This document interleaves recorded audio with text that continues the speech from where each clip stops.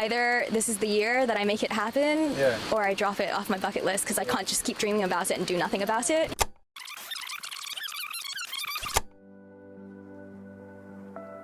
I've been going through a lot of major changes in life lately, and normally I have the tendency to try and control things when I feel like things are just changing too quickly. But recently, I found myself wanting to experience life a little bit differently, and instead of trying to hold on to life with a tight grip, I want to start embracing whatever comes my way and just be open to go with the flow.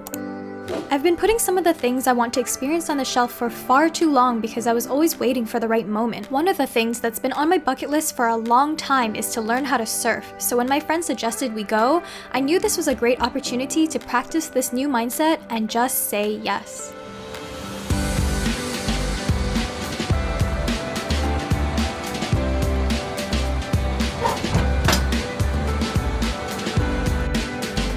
Okay, get ready.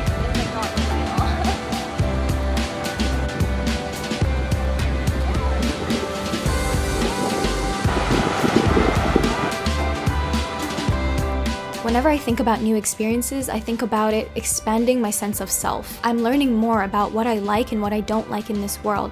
You are constantly learning about yourself throughout your entire life. If there's a chance that through this experience you can learn even more about yourself, a whole new layer that you didn't even know existed, wouldn't you want to take it?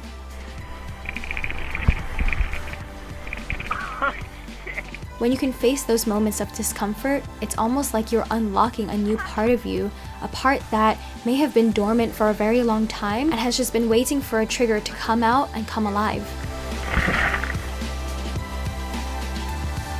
今日同阿 Nicky 去滑浪，咁今日係佢第一次滑 ，first time. Pretty good. Can I ask you a question? Go ahead. When is the last time you did something that scared you? Well, fear is relative, and coming to Hong Kong as an exchange student, Oh, you're an to a exchange degree, is fearful. I'm from London, from England. student. From England, I and live you? in Belgium, but I'm French and Japanese. So, you know, you have to throw yourself in and just say, okay, you know, I'm going to be at times nervous, at times scared, but at the same time, the only way to grow is to just say, I'm going to go to university and maybe, you know, speak to some stranger who's sitting there at the bench next to me. Or What have you found rewarding by making that decision? Oh, talking to new people, also experiencing new cultures. I mean, I think fear is a strong word. I wouldn't say I was fearful about coming to Hong Kong necessarily, but it's more just, you know, uncertainty. You know, like everything I've done, after being like uncertain or fearful, I was like happy. Even though if you're like hesitating on, just do it. This thing about fear, if fear is like the thing that is getting in your way of doing something that you want to do, it's all the more reason that you have to do it. So I kind of like see fear as like, I don't know, something to conquer or like just like go head on, and you always feel good about it. It's like you feel, I don't know, alive or exhilarated. I think it's also like a way to confirm to yourself like what you're capable of, you know? Like what your Like capacity is. Yeah, like what your capacity is and how you can always continue to push that capacity and understand just as humans, our limits are quite limitless. So your circle of comfortability Yes. can be widened to such a degree which you never thought was possible. Exactly. I was scared because I've never done this before. A lot of things about today instilled fear in me, but like you said, It was worth it? of course, yeah. The things that you go for that you have fear about almost always turns out to be a really good decision. When you do things that you feel fearful of, that's where growth occurs. I'm Nikki. Nikki, lovely Yeah, to nice meet you. to meet you. Nice to meet you. Nice to meet you. Look at the full moon, actually. Oh, We got that in mid-autumn. Did you? Have you been doing YouTube for long? It was something that I really wanted to take seriously for a very long time and kind of just been hopping in and out of doing it for a long, long time.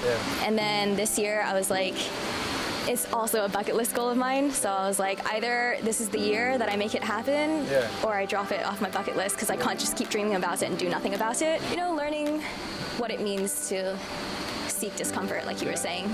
And I align with meaningful videos like this more. Yeah. So it's something that I want to just keep trying at until I can get it, or meet strangers on a beach who can give me profound information about their life. Do you know the hardest thing? Yeah. It's not creating the video necessarily. It's getting over the first step of actually releasing and starting to get more into the habit of doing it. And that's really tricky because you do have to face a lot of fearful things. Judgment of other people, judgment of your friends and family, and self-expectations, you know. So I admire the fact that you have gone, do you know what, I'm not crossing this one off the bucket list. No. I'm fucking putting it on there. It's about how can you one-up yourself? How can, for the next time, can you try again? Can you show up again? You know, I think that's the really important part, showing up to your own commitments to yourself. One of the biggest themes that I've learned from this year is that there just really is no right time for anything. It's about little things, the steps that help you build character and confidence within yourself. You don't trust that the water is at the temperature that makes you feel most comfortable. You trust that your body can acclimate towards this new environment and trust that the experience will be worthwhile one way or another.